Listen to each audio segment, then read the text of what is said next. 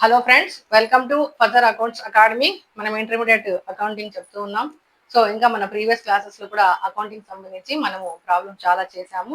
So ఈ రోజు మనము ఈ క్లాస్ లో పార్ట్నర్షిప్ కి సంబంధించి ఒక ప్రాబ్లం తీసుకోవడం జరిగింది. So let's we start the problem. So ఇక్కడ అభిషేక్ సునీల్ 3:2 రేషియో ఇచ్చారు. అభిషేక్ సునీల్ 2 పర్సన్స్ ఇచ్చారు. సో వీళ్ళిద్దరు ఏంటి? పార్ట్నర్స్. వీళ్ళిద్దరు పార్ట్నర్స్. సో వీళ్ళు 3:2 రేషియోలో ప్రాఫిట్ అండ్ లాస్ షేర్ చేసుకుంటారు అని ఇక్కడ అర్థం. 3:2. ఎప్పుడు స్టార్ట్ చేశారు బిజినెస్ అంటే April 1st, 2025. April 1st, 2025 లో అభిషేక్ సునీల్ అనే వాళ్ళు ఇద్దరు బిజినెస్ ని స్టార్ట్ చేశారు. ఎంత పర్సెంటేజ్ రేషియో తీసుకుంటున్నారు వీళ్ళు? 3:2 రేషియోలో ప్రాఫిట్ అండ్ లాస్ ని షేర్ చేసుకునే ఉద్దేశంతో వీళ్ళు పార్ట్నర్షిప్ బిజినెస్ ని చేస్తూ ఉన్నారు. ఇకపోతే వీళ్ళ బ్యాలెన్స్ షీట్ ఇక్కడ ఒకటి ఇవ్వడం జరిగింది.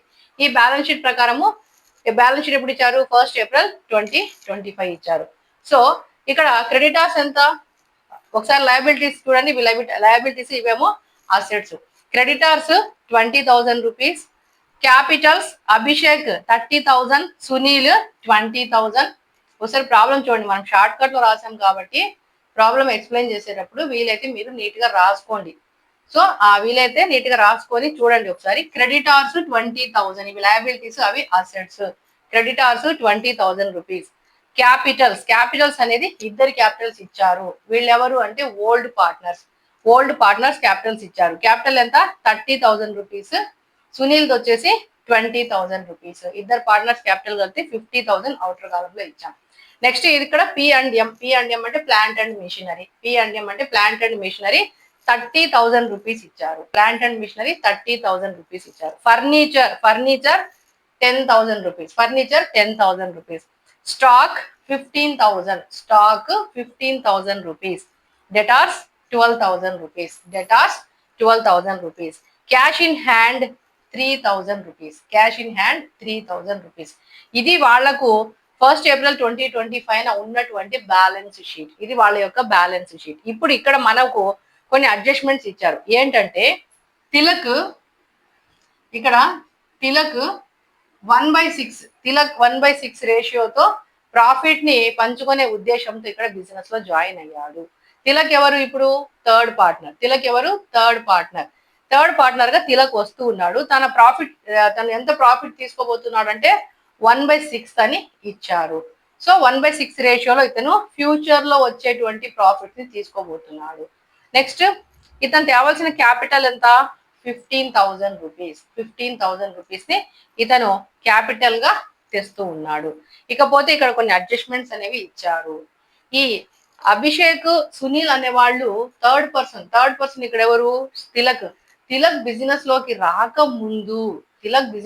రాకముందు అసెట్స్ ఏమైనా పెరిగినాయా, అసెట్స్ ఏమైనా తగ్గినాయా, లయబిలిటీస్ ఏమైనా పెరిగినాయా, లయబిలిటీస్ ఏమైనా తగ్గినాయా, ఇంకా ఏమైనా పంచుకోవాల్సినవి ఫండ్స్ ఏమైనా ఉండిపోయినాయా, లాభాలు కానివ్వండి, నష్టాలు కానివ్వండి, ఏవైనా ఉంటే థర్డ్ పర్సన్ రాకముందు అంటే న్యూ పార్ట్నర్ రాకముందు వీళ్ళు ముందుగానే అడ్జస్ట్మెంట్ చేసుకొని రెడీగా ఉంటారు.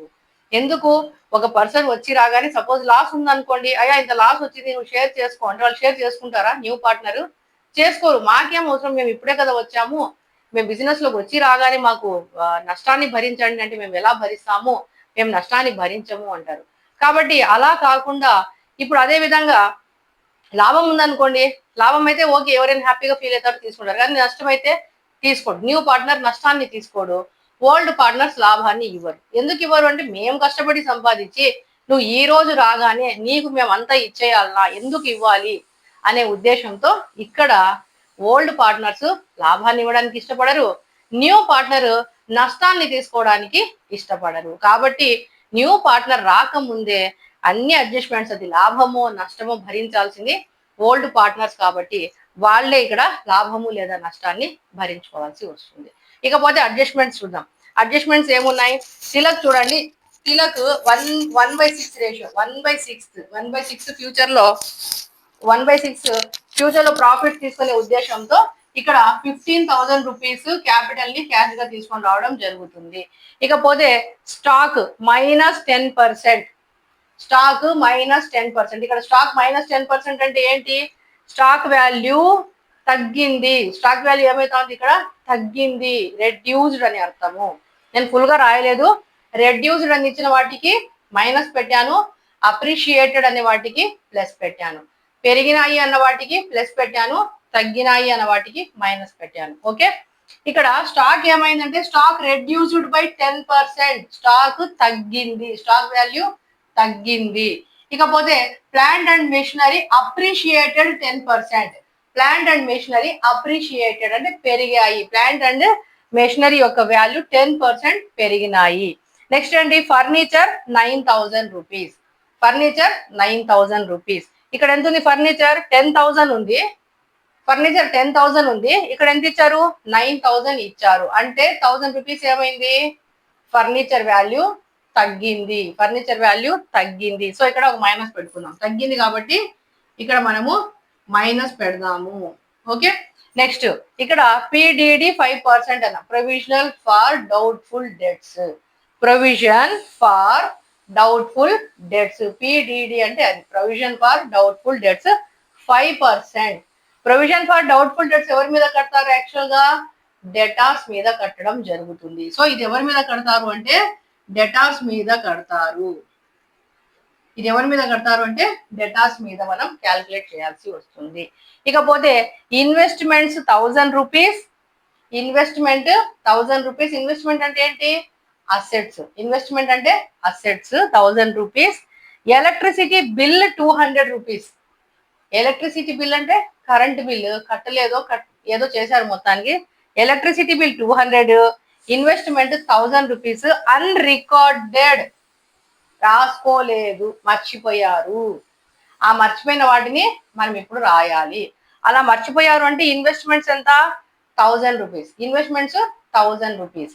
ఇవి అసెట్స్, ఇవి అసెట్. ఇదేంటి మరి? ఎలక్ట్రిసిటీ బిల్ అంటే ఖర్చు లేదా అప్పు. కరెంట్ వాడికి ఇంకా బిల్లు కట్టలేదు, ఇప్పుడు బిల్లు కట్టాలి అంతే. కరెంట్ వాడికి బిల్ కట్టలేదు, ఎలక్ట్రిసిటీ బిల్ పెండింగ్ ఉంది, ఇప్పుడు మనం పే చేయాలి. సో ఇదేంటిది? ఇదేమో ఎక్స్పెండిచర్, ఇది ఏమో ప్రాఫిట్ లేదా అసెట్ లేదా గెయిన్ అని అనుకోండి. Okay, next last one creditors return of 100 rupees. Creditors లో 100 రూపాయలు కట్టాల్సిన పని లేదు. ఎవరో ఒకరు ఉంటారు క్రెడిటార్స్, అంటే మనము వేరే వాళ్ళకి ఇవ్వాలి. వాళ్ళు ఏం చెప్పారు? 100 రూపాయలు మనకి రుణమాఫీ ఇచ్చేశారు, 100 రూపాయలు మనకి రుణమాఫీ ఇచ్చారు. అంటే ఆ 100 రూపాయలు మనము కట్టాల్సిన పని లేదు. అంటే మనకు 100 రూపాయలు మిగిలినట్టే కదా, మనకు 100 రూపాయలు మిగిలినట్లే. ఇవి క్రెడిటార్స్ దగ్గర. ఎక్కడ క్రెడిటార్స్? ఇక్కడ 20,000 ఉన్నాయి. 20,000 ఇప్పుడు కట్టనక్కర్లా, 100 రూపాయలు తగ్గించేసి ఎంత కట్టాలి అంటే 19,900 వస్తుంది. అది మనం ఇప్పుడు క్యాల్కులేట్ చేద్దాం. ఓకే, ఇప్పుడు ఇవి మనకి ఇచ్చినటువంటి అడ్జస్ట్మెంట్. మంచి అడ్జస్ట్మెంట్స్ ఇచ్చారు. ఇలాంటిది ఒక్క ప్రాబ్లం చేసినా కూడా మంచిగా అవగాహన వస్తుంది. ఈ ప్రాబ్లం 2-3 సార్లుగా చేయండి. మంచి ప్రాబ్లం చూడండి. అసెట్స్ పెరిగినాయి, లయబిలిటీస్ పెరిగినాయి, అసెట్స్ తగ్గినాయి, లయబిలిటీస్ తగ్గినాయి. అట్ ద సేమ్ టైం ఇక్కడ అన్రికార్డెడ్ కూడా వచ్చేసాయి. సో మంచి ప్రాబ్లం ఇది. ఇలాంటి ఒక్క ప్రాబ్లం చేసినా కూడా నీట్ గా మీకు అండర్స్టాండ్ అవుతుంది. 1కి 2-3 సార్లు చేయండి ప్రాబ్లం. 1కి 2-3 సార్లు వినండి, తర్వాత మీ అంతటి మీరుగా 1కి 2-3 సార్లు చేయండి. మనకు ఒక మైనస్ పాయింట్ ఏంటంటే మీకు ప్రాబ్లమ్ షార్ట్ కట్ లో రాయడము, మీరు నీట్ గా రాసుకోండి, అర్థమవుతుంది. అంత అర్థం కాని పరిస్థితి అయితే ఏమీ లేదు. కాకపోతే మనకి ప్లేస్ సరిపోదు కాబట్టి మనం ఇలా రాయడం జరిగింది. ఓకే, ఇప్పుడు మనం ఏం చేయాలి అంటే రీవాల్యుయేషన్ అకౌంట్ ని వేసుకోవాలి. రీవాల్యుయేషన్ అకౌంట్ చూడండి, రీవాల్యుయేషన్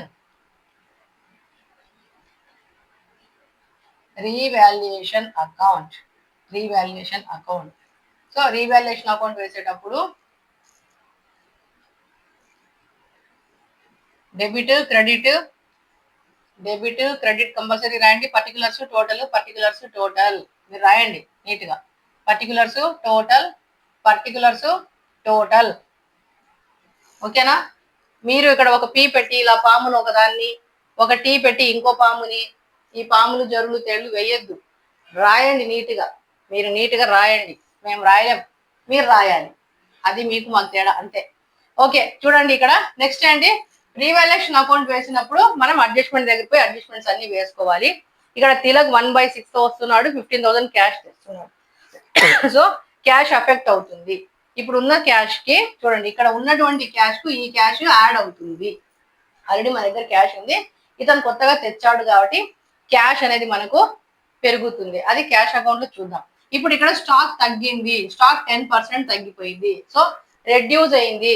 సో మనం నిన్న చెప్పాం ఇక్కడ ఏమేమి వస్తాయి, లాస్ ఎక్స్పెండిచర్స్, లాస్ ఎక్స్పెండిచర్స్ అని గుర్తుపెట్టుకోండి. ఇటు సైడ్ ఏమొస్తాయి, గెయిన్స్ కానివ్వండి, ఇన్కమ్స్ కానివ్వండి, ప్రాఫిట్ కానివ్వండి, సో ఇవి ఇక్కడ వస్తాయి. ఓకే, సో లాస్ అనేవి ఇక్కడ ఇటు సైడ్ వస్తాయి. డెబిట్ లో ఎప్పుడు ఖర్చులు నష్టాలు ఉంటాయి, క్రెడిట్ లో గెయిన్ ఇన్కమ్ లేదా ప్రాఫిట్స్ లాంటివి ఏదైనా ఉంటే వస్తాయి. ఓకే, ఇప్పుడు స్టాక్ అనేది తగ్గింది, స్టాక్ వాల్యూ ఏమైంది, reduced, stock is reduced by 10%. Stock విలువ తగ్గింది, తగ్గితే మనకు నష్టం, నష్టం ఎటు సైడ్ వస్తుంది, డెబిట్ లో వస్తుంది, నష్టము డెబిట్ లో వస్తుంది. టు స్టాక్ స్టాక్ ఎంత, 10%. 10% అంటే 15,000 ఉంది మా, 15,000 ఇంటూ ఎంత పర్సెంట్, 10/100 ఇంటూ 10/100. 15,000 ఇంటూ 10/100, 1-2 సార్లు రాసుకోండి. 15,000 ఇంటూ 10/100 దట్ ఈక్వల్ టు 1500. 10% అంటే 1500 స్టాక్ తగ్గింది. ఓకే, ఒక అడ్జస్ట్మెంట్ అయిపోయింది. నెక్స్ట్ వన్ చూడండి, plant and machinery appreciated by 10%. Plant and machinery విలువ పెరిగింది, ప్లాంట్ అండ్ మిషనరీ వాల్యూ పెరిగింది, పెరిగితే క్రెడిట్, పెరిగితే మనకు ఆదాయం కదా, ఆదాయం వచ్చినట్లే భావించాలి. పెరిగింది కాబట్టి ఆదాయం పెరిగినట్టు, ఆస్తి పెరిగినట్టు, సో పెరిగిన దాన్ని క్రెడిట్ చేయాలి. బై ప్లాంట్ అండ్ మెషినరీ, మీరు ఫుల్గా రాయండి, ప్లాంట్ అండ్ మెషినరీ 10%. ఎంత, 30,000 రాసుకోండి. 30,000 into 10/100, 30,000 into 10/100 that equal to 3,000 rupees. Okay, so ఈ అడ్జస్ట్మెంట్ కూడా అయిపోయింది. సో ఓవరాల్ గా ఈ అడ్జస్ట్మెంట్ అయిపోయింది. Next third adjustment, furniture 9,000 rupees. Furniture 9,000 minus పెట్టాం, ఇక్కడేమో 10,000 ఉంది, ఇక్కడేమో 9,000 ఉంది, అంటే ఫర్నిచర్ వాల్యూ డౌన్, ఫర్నిచర్ విలువ తగ్గింది. Furniture is reduced, furniture value is reduced, furniture తగ్గింది కాబట్టి టు ఫర్నిచర్ ఎంత, డైరెక్ట్ గా వేసుకోవచ్చు, 1000 రూపీస్ కాబట్టి వేసేయండి. లేదు మీకు ఇంకా క్లారిటీగా కావాలంటే 10,000 మైనస్ 9,000, 10,000 మైనస్ 9,000, అప్పుడు ఆ వేరియేషన్ 1000 రూపీస్ ఇక్కడే వేయండి. ఎందుకు, ఫర్నిచర్ వాల్యూ తగ్గింది. ఎంత తగ్గింది, 1000 రూపాయలు తగ్గింది, 1000 రూపీసే తగ్గింది. ఓకే, ఈ అడ్జస్ట్మెంట్ అయిపోయింది. నెక్స్ట్ ఏంటి, PDD, provision for doubtful debts is 5% has to be created on debtors మీద 5% మనము ప్రొవిజన్ ని క్రియేట్ చేయాలి. సో ఇప్పుడు డెటార్స్ ఎంత ఉన్నారు, డెటార్స్ ఎంత, 12,000 ఉన్నారు. చూడండి, డెటార్స్ 12,000 ఉన్నారు. 12,000 పైన 5% అంటే మనకు రావాల్సింది 12,000, అందులో 5% డబ్బులు ఇవ్వరేమో. డౌట్ఫుల్ డెట్స్, బ్యాడ్ డెట్స్ కాదు. బ్యాడ్ డెట్స్ అంటే కంప్లీట్ గా రాలేదు అంటే అది బ్యాడ్ డెట్ అవుతుంది. కంప్లీట్ గా రాదు, ఇంకా లేదు, వాడు ఇవ్వడు, అయిపోయింది, అది బ్యాడ్ డెట్. కానీ ఇదేంటి, ప్రొవిజన్ ఫార్ డౌట్ఫుల్ డెట్, అనుమానం, డౌట్, వాడు ఇస్తాడో ఇవ్వడో, ఒక 5% ఇవ్వరేమో, ఇంతమంది ఉన్నారు, అందులో ఒకడో ఇద్దరు ఎగ్గొడతాడు, వచ్చే అవకాశం లేదు, డౌట్ ఉంది. సో దానికోసం కూడా ఒక ప్రొవిజన్ పెట్టుకుంటారు, అది ప్రొవిజన్ ఫార్ డౌట్ఫుల్ డెట్స్. ఇప్పుడు ఒక 5% మనకు రావాల్సిన డబ్బులు రావు, అది మనకేంటి, నష్టమే కదా, రావాల్సింది రాలేదు అంటే నష్టమే కదా. So debit side to PDD, provisional for doubtful debts, మీరు మాత్రం ఫుల్ గా రాయండి, పిడిడి అని రాయద్దు, ఎగ్జామినర్ మార్క్ వేయడట రాస్తే. సో టు పిడిడి 5% అంటే ఎంత, డెటార్స్ ఎంత, 12,000 into 5/100, 12,000 into 5/100 that equal to 600. Okay, next ఏంటి, investment 1000 rupees unrecorded. Investment 1000 rupees unrecorded. Investment అంటే ఏంటి? ఆస్తి, asset. Investment is a asset. Asset ఏం చేశారు? అన్రికార్డెడ్, రాయలేదు. ఇప్పుడు మనం రాయాలి. అంటే ఆస్తి పెరిగినట్ట తగ్గినట్లా? ఆస్తి వచ్చినట్లే కదా, 1000 రూపీస్ వచ్చినట్లే కదా. ఇన్వెస్ట్మెంట్ 1000 రూపీస్ వచ్చాయంటే ఆస్తి పెరిగింది, ఆస్తి వచ్చింది. It is increased. Assets are increased by the investment worth 1000 rupees. So ఆ ఇన్వెస్ట్మెంట్స్ అనేవి వచ్చాయి కాబట్టి, పెరిగింది కాబట్టి, సో బై ఇన్వెస్ట్మెంట్స్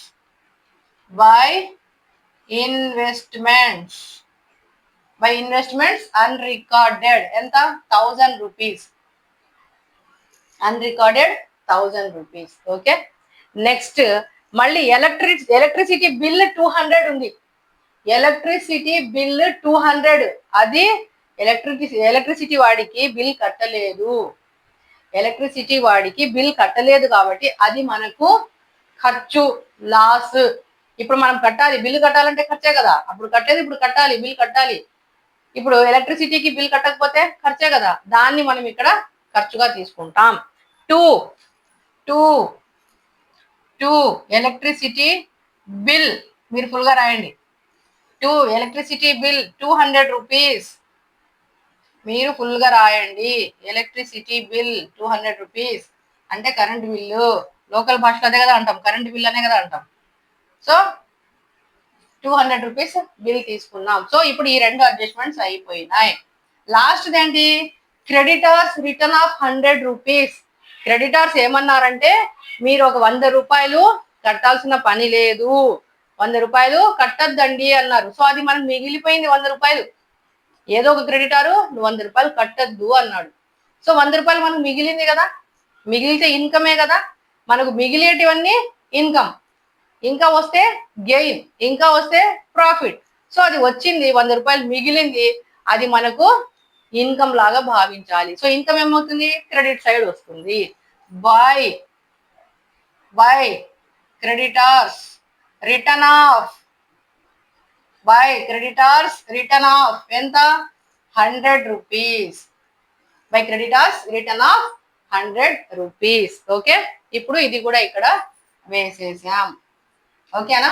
ఇప్పుడు మనం టోటల్స్ చేస్తాము. వచ్చిన దాన్ని మనం పంచాలి. డెబిట్ ఎక్కువ ఉందా, క్రెడిట్ ఎక్కువ ఉందా చూద్దాం. డెబిట్ ఖర్చు ఎంత ఉంది? 1 2 3 3300 ఉంది. ఖర్చు తక్కువే ఉంది. ఇన్కమ్ ఎంత ఉంది? ఇది ఇన్కమే కదా, 4100. అంటే ఇన్కమ్ ఎక్కువ ఉంది, ఎక్స్పెండిచర్ తక్కువగానే ఉంది. సో ఇక్కడ ఇది ఎక్కువ ఉంది, క్రెడిట్ ఎక్కువ ఉంది, డెబిట్ తక్కువగా ఉంది. సో ప్రాఫిటే వస్తుంది. ఇక్కడ ప్రాఫిట్ చూద్దాం. ప్రాఫిట్ ఎంత వస్తుంది? టోటల్ చూడండి ఒకసారి. టోటల్ ఎంత? 4100. 8 5 13 8 21 2 3 4. సో 800 రూపీస్ మిగిలింది మా. 800 రూపీస్ ఏంటి? 800 రూపీస్ అనేది లాభము. ఇది ఎవరికి ఇవ్వాలి? టూ వాళ్ళిద్దరు ఎవరు? Abhishek, Sunil. Abhishek to capital account కింద అభిషేక్, సునీల్. అభిషేక్ 800 ఇంటూ మా 800 మిగిలింది మా. 800 మిగిలింది, అది ఇద్దరికి ఇవ్వాలి. ఎవరెవరికి? అభిషేక్, సునీల్ కి ఇవ్వాలి. ఏ రేషియోలో? 3:2. 3:2 అంటే 3 + 2 3/5. 2/5 3/5 2/5. 800 ఇంటూ 3/5.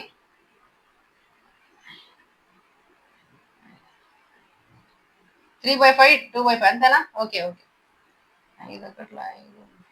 160 ఇంటూ 3 480 రూపీస్ వస్తుంది మా. అభిషేక్ 480 రూపీస్. సునీల్కి ఎంత వస్తుంది? 800 ఇంటూ 2/5 320 రూపీస్ సునీల్కి వచ్చింది. సో ఇద్దరికి మనం పంచేసాం. ఇక్కడ ఇచ్చినటువంటి ప్రతి అడ్జస్ట్మెంట్ మనం ఇక్కడ వేసుకున్నాం. మీరు ఒకటి గుర్తుపెట్టుకోండి, ప్రతి అడ్జస్ట్మెంట్ 2 టైమ్స్ వస్తుంది. ప్రతి అడ్జస్ట్మెంట్ రెండు సార్లు మనం టచ్ చేయాలి. రెండు చోట్ల